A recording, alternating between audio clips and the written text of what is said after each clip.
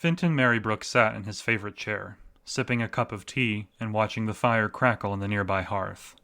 To his left, Sarai Rashan sat in her own chair with the chronoscepter laid across her lap. She never let it out of her sight. "You should really try to get some sleep, Sarai. I imagine this is the last peaceful night we'll get to see for some time," Finton remarked. "And what about you? Don't Titans need sleep?" Finton chuckled. "Let's just say it's not a requirement." The sound of tiny footsteps filled the space behind them. Finton smiled as two young elves, a boy and a girl, stepped in front of the roaring fire. They sat down, facing him with curious eyes. "Hello, children. What can I do for you?" Finton asked. "They want you to tell them a story," Sarai said. The young girl nodded. "Yeah, tell us a story, Uncle Finton." "Tell us about how our mother escaped Avondale," the young boy added. Finton raised an eyebrow. "Why do you want to hear that one? It's not exactly a happy story." Sarai chuckled. "You'll be hard-pressed to understand the minds of children. I suggest you tell them the story they want to hear." Finton shrugged. "All right, then. Far be it for me to question a mother's wisdom. Get comfortable, children, and let us begin." Avondale Forest had descended into chaos. Screams filled the air as an unrelenting force known as the Rot spread through the historical home of the elves, devouring everything it touched and reducing its people to nothing more than puppets. Sarai Rashan looked into the eyes of her two children. She saw innocence and fear reflected back at her. They could not fathom what was happening. "Remember, just like we practiced, stay above the ground and head straight for the forest's edge. Wait for me there," Sarai said. Kanadara, the younger of the two, raised her hand like a student in class. "Kenny, I told you. You don't need to raise your hand every time you want to ask a question," Sarai said. The young elf nodded through tear-filled eyes. "You're gonna meet us though, right? You're not gonna let the rot get you?" Sarai pulled her daughter close and kissed her forehead. "Don't worry. I'll be fine. I'll be there. I promise." She looked over to her son, Nolwenn. He was older, but still several krona away from being able to wield a bow. Even so, he showed bravery beyond his years. Sarai pulled him close as well, kissing the top of his head as she ran a hand through his long blonde hair. "Protect your sister," she whispered. "just like we practiced." Nolwenn nodded, his face stoic. Sarai could tell he was holding back tears as well, but he refused to let a single one slip from his eyes. "I love you both. Now go!"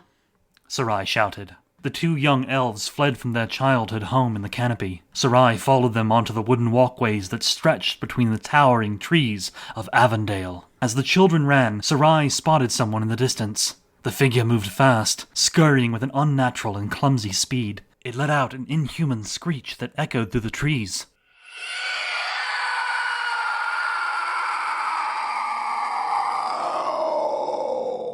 Sarai ripped the bow from her back and readied an arrow. As the figure closed in, Sarai recognized her face. The tip of her arrow was aimed squarely at Talia Asterborn, guardian of the Chronoscepter and enforcer of the Galad Council. Once filled with endless blue, Talia's eyes were now black as the night sky. She wept inky tears that ran down her face.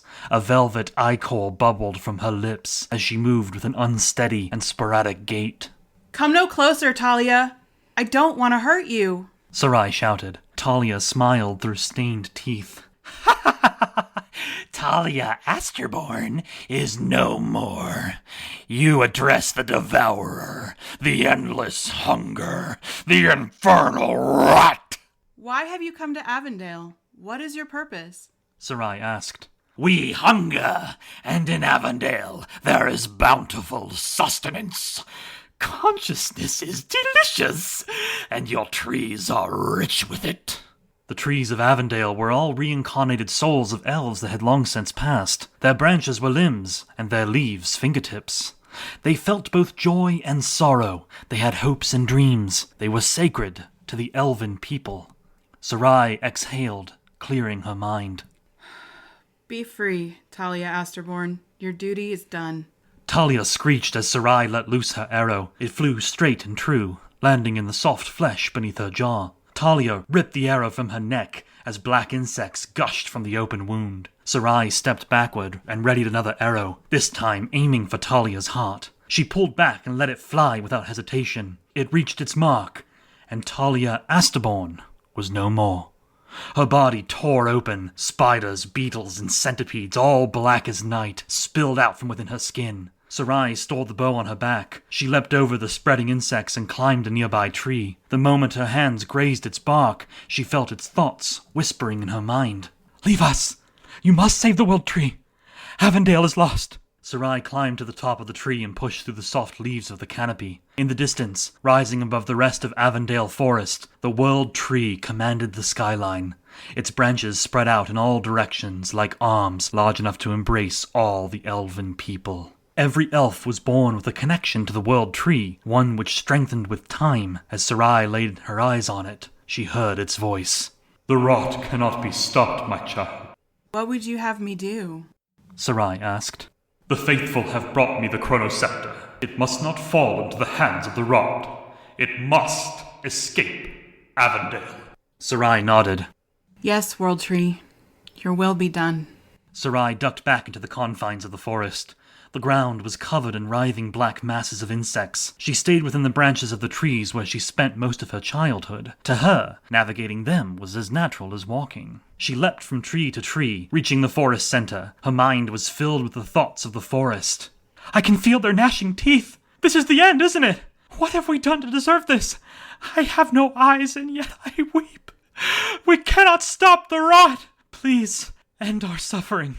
Confusion, pain, sorrow, a maelstrom of agony filled Sarai's thoughts as she reached the towering roots of the world tree. The rot had yet to reach this sacred place, but she knew it was only a matter of time. World Tree, you called, and I have come.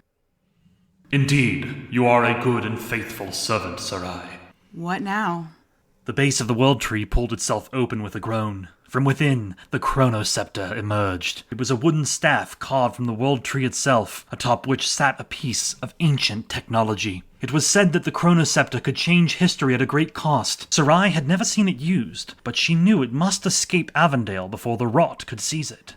"Sarai, of the Elven House Rashon, you are hereby marked as the new guardian of the chronoscepter." Sarai took the staff in her hands. The metal orb that sat at its peak buzzed with a strange energy. If the chronoscepter can change the past, should I not use it to undo this destruction? Sarai asked. "Others have already tried. If such a task can be accomplished, it will take more time than we have. You must flee Avondale." You would have me run away as my people are devoured? Sarai asked. "I would have you seek a way to undo this tragedy. I would have you live to fight another day." Sarai collapsed under the weight of this burden. The pain of the forest, of her people, was too much to bear. She sobbed as she fell against the warm bark of the world tree. I cannot. The pain is too much to bear. She cried. "You can, my daughter. You must. You carry with you the hopes and dreams of an entire people." And what if I cannot undo this? What if I fail to bring our people back? "Then you will ensure their stories are not lost to the rot." Sarai wiped the tears from her eyes and stood on shaking legs. She held the chronoscepter tight, summoning what strength she had left. What about you? She asked.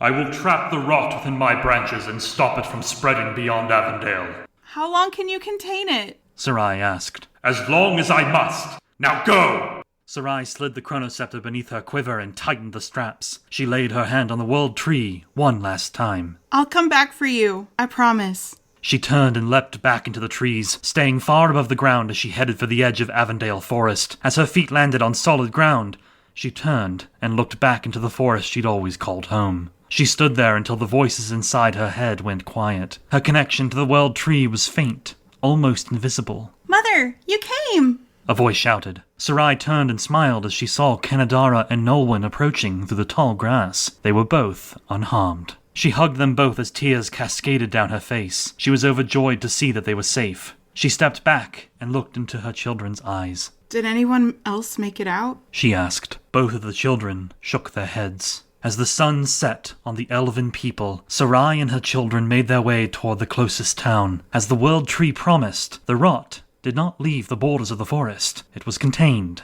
for now. Finton leaned back in his chair, satisfied with his performance. Both Kenadara and Nolwenn stared at him with wide eyes. Kenadara raised her hand. Kenny, you don't need to... Never mind. What's your question? Finton asked. What happens if the rat escapes Avondale? She asked. Finton's eyes wandered over to Sarai, who slowly shook her head. Finton smiled. Oh, you needn't worry yourself about that. The World Tree is all-powerful. It will keep the rot contained. Kenadara nodded. She and her brother stood up and headed to the kitchen, no doubt looking for a snack. Finton looked over to Sarai and sighed. At some point, you're going to have to tell them the truth, he whispered. Sarai stared ahead at the fire roaring in front of her. If your little order does their job, they'll never need to know. Finton nodded. I suppose that's true. Are you sure they're up for the task? Sarai asked. Finton smiled as he stood up. Well, we'll know soon enough, won't we? Tomorrow's the big day. At dawn, we ride for Titanum Forest to meet with the other members of the Order. Sarai stood up as well, sliding the chronoscepter into a makeshift holster on her back. I just hope you know what you're doing, Finton. Everything is riding on the Order of the Pawn. The fate of my people, and the fate of all D'veen. Finton nodded. I am aware. Now, get some sleep. I'll keep watch. Sarai took her 2 children to the guest bedroom in Finton's small cottage. Finton stepped outside into the cool night air. His eyes wandered up to the shattered moon in the sky. I wonder, do Titans get an afterlife? Are you all watching me from somewhere beyond time and space? He laughed. I'd like to think so. I hope you're proud of me, brothers and sisters. The Order of the Pawn has finally been assembled, and not a moment too soon. A cold chill crawled across Finton's skin, followed by a putrid smell that wafted through the air. It was the smell of decay, of entropy, the smell of rot. If you made it this far, thank you for listening. This concludes the final of the 6 D'veen Preludes. When I first started D'veen, I always knew that I wanted it to eventually turn into a series, but I didn't know what that would look like, so I started by just writing standalone stories. The support here on Substack gave me the boost that I needed to finally pursue this idea of mine. And after years of writing D'veen stories, after years of them only getting a handful of reads, these days, D'veen has fans. It has an audience. And that's all thanks to you. So, as we conclude this final prelude, and we head into the D'veen series known as the Order of the Pawn, I just wanted to say thank you for supporting me, for supporting D'veen, and I'm very excited to show you what comes next.